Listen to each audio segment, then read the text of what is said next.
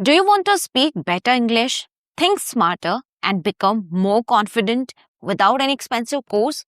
Then there is one simple habit that can change everything, and that is reading. But the problem is, most people know reading is important, still they don't do it. So, in this video, I'll explain how reading actually changes your brain, your personality, and your life, and how you can start today. Let's understand how reading improves your thinking. When you read, your brain is not just reading words, it is thinking, imagining, and analyzing. Let's say you read a story, your brain starts asking, why did this character do this? What would I do in this situation? This process builds your thinking power. That's why people who read regularly speak with clarity, think before they speak, and take better decisions because their mind is trained. If you are struggling with English, then you must read books because reading improves your English automatically. How? Many people try to learn English by memorizing grammar rules but still struggle while speaking. Why? Because language is not learned by rules, it is learned by exposure. When you read, you see correct sentence structures. You learn new vocabulary naturally. You understand how real English is used. And slowly, your speaking becomes natural. Your sentences become smooth without forcing anything. Reading helps you to improve focus and discipline. Today, our attention span is very low. We scroll reels every few seconds, but reading is different. When you read a book, you sit in one place, you focus on one thing. This trains your brain to stay focused. And once your focus improves, your productivity and your confidence starts improving because you can actually complete things.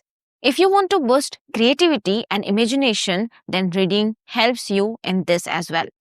When you watch videos, everything is shown to you. But when you read, you create everything in your mind. You imagine scenes, characters, emotions. This improves your creativity.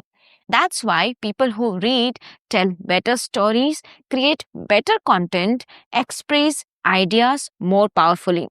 If you feel underconfident and feel hesitant while speaking, then reading can help you to build confidence in speaking.